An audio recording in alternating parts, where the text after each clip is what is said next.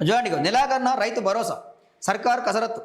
రాష్ట్ర ప్రభుత్వం ఖరీఫ్ సీజన్కు సంబంధించిన రైతు భరోసా పంపిణీ చేయడానికి ప్రణాళికలు సిద్ధం చేస్తుంది. ఇప్పటికే వ్యవసాయ శాఖ నుంచి రైతుల వివరాలను సేకరించింది. కొత్తగా పట్టాలు పొందిన వారికి నోటిఫికేషన్ విడుదలైన వారం రోజుల్లోనే ఎకరానికి సాయం జమ చేయాలని ప్రయత్నాలు జరుగుతున్నాయి. గత యాసంగి సీజన్లో ప్రభుత్వం 2 విడతలుగా ఒక్కొక్క రైతుకు గరిష్టంగా 2 ఎకరాల వరకు సాయం అందించింది. అయితే మిగిలిన ఎకరాలకు సాయం అందుతుందని భావించిన రైతులకు నిరాశ ఎదురైంది. ఖరీఫ్ సీజన్లో ఎక్కువగా పంటల సాగు జరుగుతుండటంతో పూర్తి సాయం ఇవ్వాలని ప్రభుత్వం నిర్ణయించినట్టు వ్యవసాయ శాఖ వెల్లడించింది.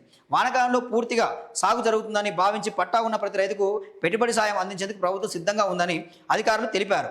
ఖమ్మం జిల్లా నుంచి భరోసా పంపిణీ ప్రారంభించేందుకు ఏర్పాట్లు జరుగుతున్నట్లు మనం చూస్తూ ఉన్నామండి. సో ఇక్కడ విషయం ఏంటంటే చూడండి, అరుగుల జాబితా రెడీ అయింది.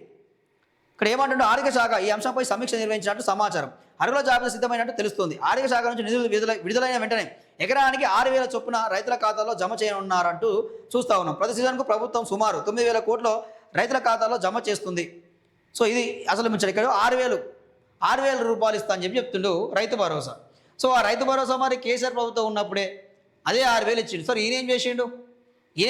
ఇంకొక 15,000 ఇంకొక 1,500 పెంచి 7,500 చేస్తా, సంవత్సరానికి 15,000 ఇస్తా అని చెప్పి మాట్లాడిన రేవంత్ రెడ్డి 2.5 ఏళ్ళు అయిపోయింది, మరి ఒక్క రూపాయి కూడా పెంచలే.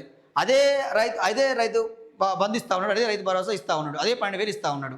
సో మాటలు పలికింది కదా, ఎవరు తీసుకోకరి, మా ప్రభుత్వం రాగానే 15,000 ఇస్తా అని చెప్పి మాట్లాడాడు. 2 లక్షల రుణమాఫీ అని చెప్పి మాట్లాడాడు. సంఘాలకు బోనస్ అన్నాడు, ఏది లేదు, గుండు సున్నా పెట్టిండు, పంగనామాలు పెట్టిండు. ఇక సో ఇంకేమంటుండు, సాగు చేయని భూములకు జాబితా నుంచి తొలగిస్తే సుమారు 1,200 కోట్లు ఆదా అవుతాయని అంచనా.